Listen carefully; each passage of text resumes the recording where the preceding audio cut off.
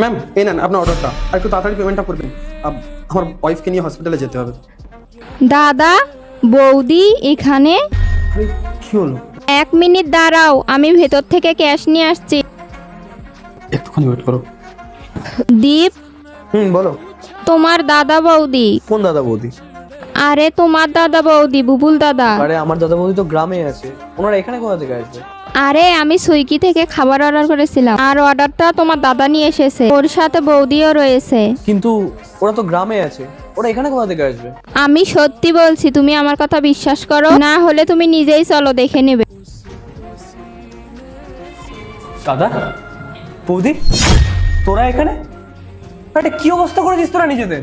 আরে দীপ তুই এখানে? এটা আমার বাড়ি, তোরা বাইরে দাঁড়িয়েছিস কেন? আয় ভিতরে আয়। বৌদি আসো, ভিতরে আসো। চলো।